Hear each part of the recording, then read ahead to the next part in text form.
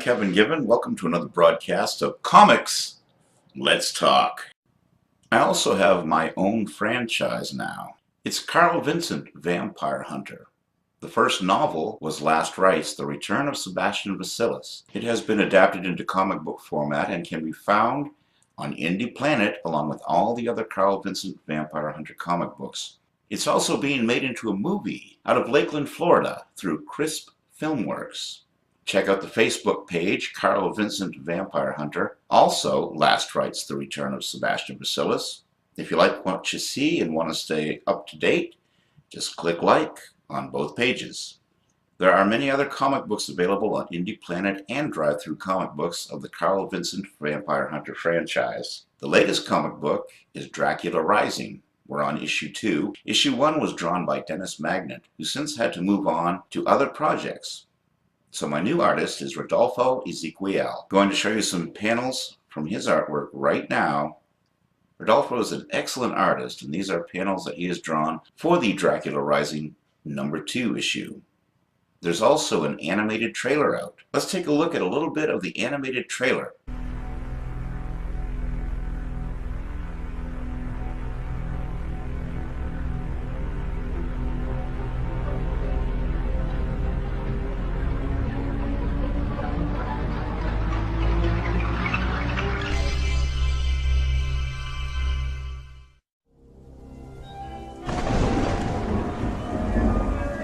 Who are you? Your worst nightmare. I think you dropped these. Thanks. You're not very good at this, are you? I'm Carl Vincent. Another vampire hunter wannabe. Do you know how many of you that I've killed? You can't leave yet. The party's just begun.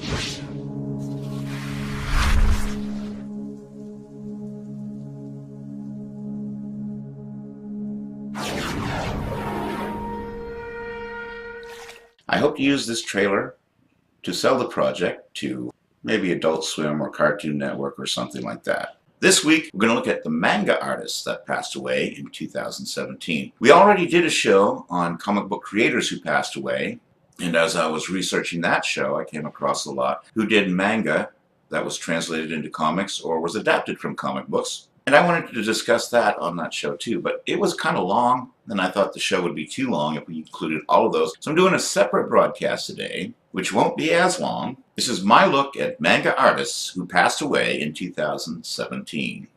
The first artist I'd like to discuss who passed on July 24th is Miso Soshi. And we're going to take a look at Leslie's Anime and Manga Corner. Soshi was under medical care for an unspecified illness. He was 57 years old at the time of his passing.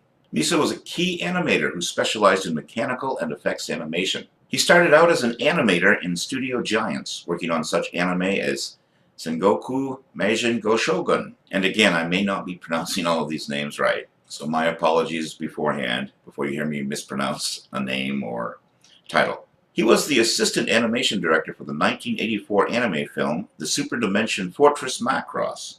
Do you remember love?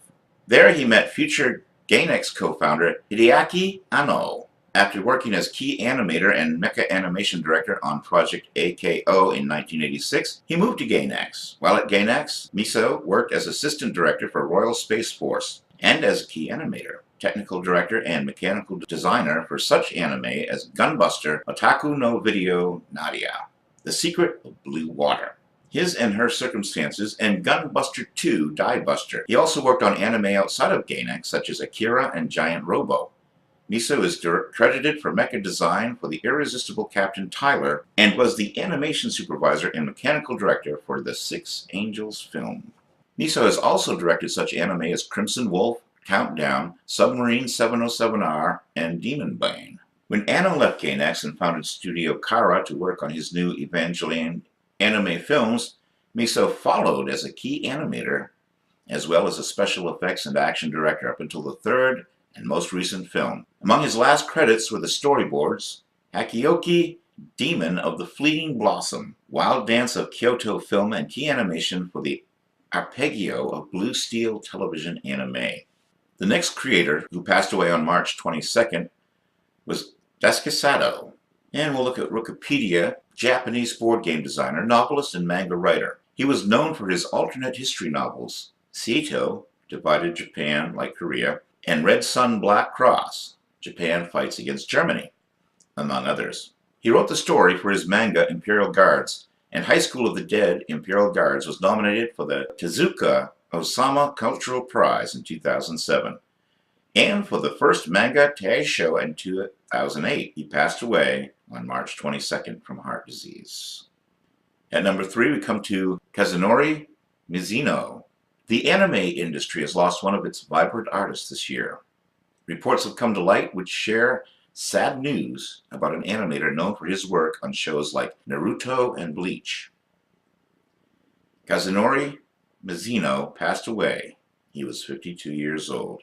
If you don't know Mizuno, you may recognize his work. The artist had a long history with Bleach and even created the anime's 10th opening. Don't you understand? How do I go after her? How am I supposed to save her? I can't do it! It can't be done. He also worked on popular names like Akira, Naruto Shippuden, Yu Yu Hakusho, and more. At number 4, we come to Jiro Taniguchi. He began his career as an assistant of manga artist Kyoto Ishikawa. He made his manga debut in 1970, Karete Heya, The Dissected Summer, which was published in the magazine Young Comic.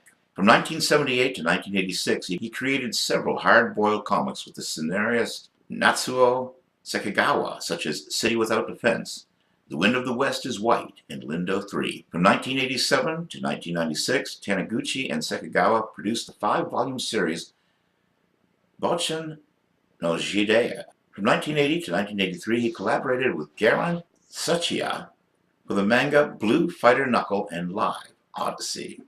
He illustrated Baku Yamamakura's works, Garoden from 1989 to 1990, and The Summit of the Gods from 2000 to 2003. The latter received awards at the Angoulême International Comics Festival in 2002 and 2005. In 1997, he created the Icarus series with text by Mavis. Taniguchi gained several prizes for his work, among others the Osamu Tezuka Culture Award in 1998 for the series Bochen no Jidei, the Shogakukan Prize, and in 2003 the Alpha Art of the Best Scenario at the Angoulême International Comics Festival in France. That was for A Distant Neighborhood. His work has been translated in many languages. Mexican filmmaker Guillermo del Toro praised his work, stating that Taniguchi was a manga poet, the Kozlowski of the page, a serene, profound observer of the world. Taniguchi died on February 11th at the age of 69. On January 1st, we lost Alfonso Wong. He was born in Tientsin, Republic of China. He studied Western art and finished school by 1944. In 1956, he moved south to British Hong Kong. He was responsible for drawings in Bibles for a French Catholic missionary in the colony and also became the art editor for Hong Kong Catholic magazine Lok Fung Pao. Wong became well known in 1961 when he created the manhwa Old Master Q. My name is Joseph Wong, Wang Ze. Today, here we are hosting my father's comic drawings.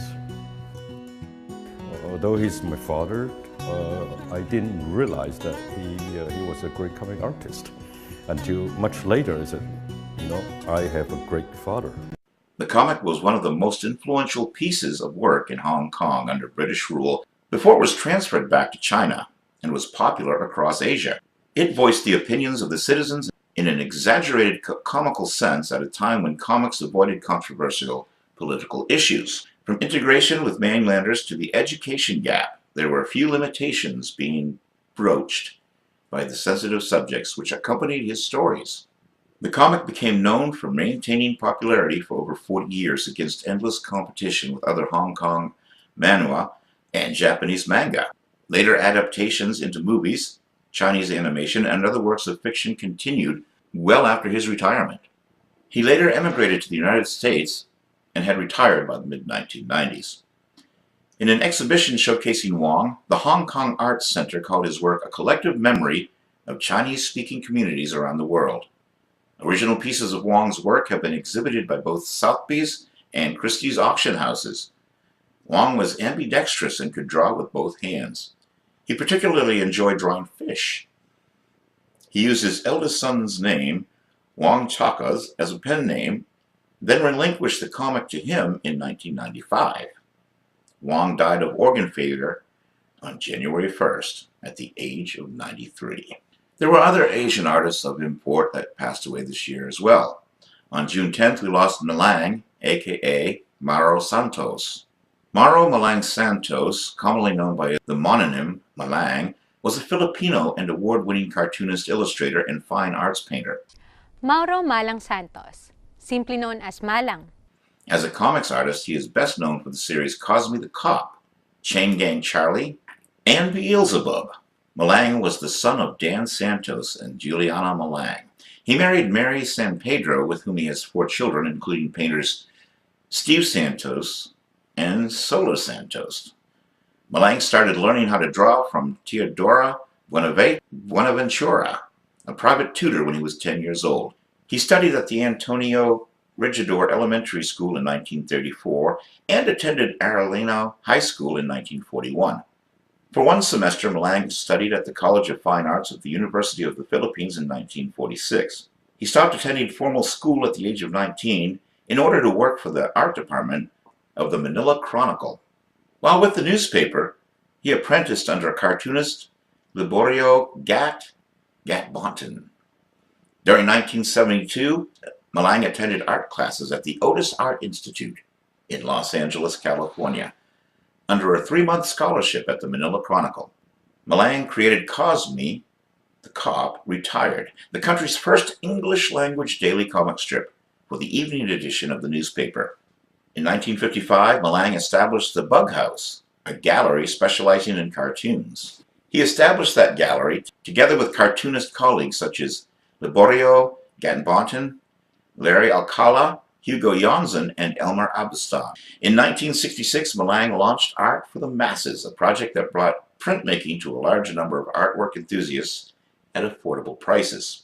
Then on March 26th, we lost Chen Yan. Again, we go to Wikipedia. He was a Taiwanese manhwa artist. Some of his works included The Magical Super Asia, Banzai, and The First King. He also works as an illustrator for Koei's Romance of the Three Kingdoms PS2 game series. He began drawing in the late 1970s and specialized in manga, starting in 1984. Soon after, Chen saw an increase in popularity as media restrictions were relaxed following the Kashuang incident. In 1991, Chen was the first foreigner to win an award at the Japanese Cartoonists Association for his work, Heroes of the East Chao Dynasty. He was born in 1958 and died in March of a heart attack. And that's our look at manga artists who passed away in 2017. One of the things I found disturbing, first I'd like to say that I was never huge into manga art talent. Doesn't mean I didn't like the art that I saw. I've seen several comic books and animated movies based on manga, and I enjoyed them. But I never got into it to the point where I'd follow the creators, like I did when I was a kid with Stan Lee, Jack Kirby, Len Wein, Chris Claremont, the big names in comic books. Those were my idols growing up. And even though I got into a little bit of manga and enjoyed what I saw, I never got into the artists. And when I did research for this show, I discovered that a lot of these people who are dying in their 50s literally worked to death. One artist died slumped over his workstation while creating manga. I find this very disturbing. I'm wondering, did they push themselves,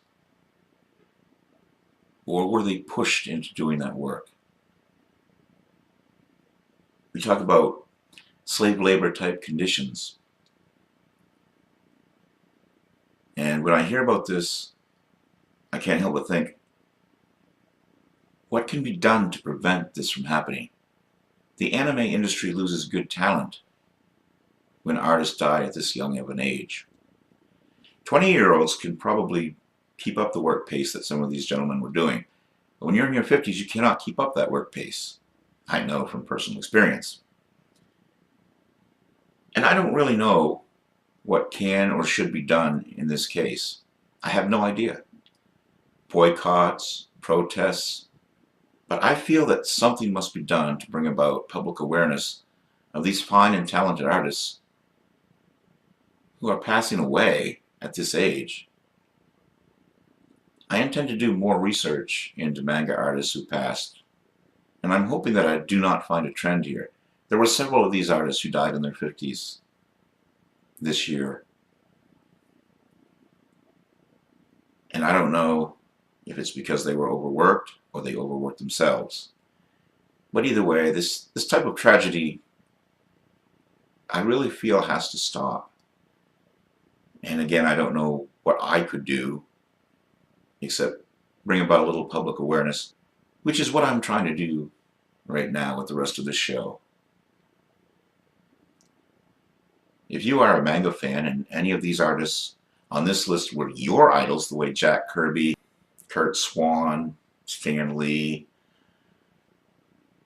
all the great comic book creators were my idols. If this was happening to them, I would be outraged and furious.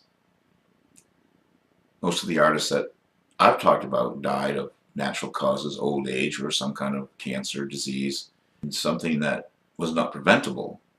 But we can prevent artists from being overworked. And if any of these artists were your idols growing up,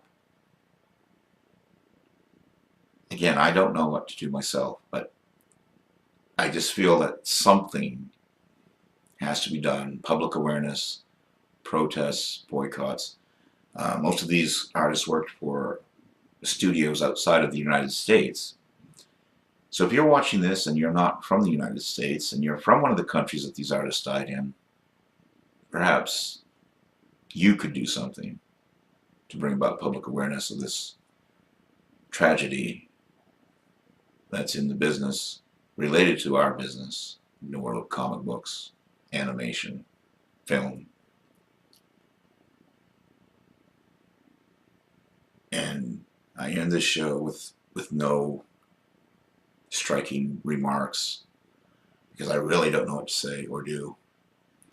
All I have to say is this is a tragedy and something should be done. If you can think of something, then please let me know in the comments section below, and do something yourself to bring about public awareness that maybe this can stop. Until next time, this is Kevin Given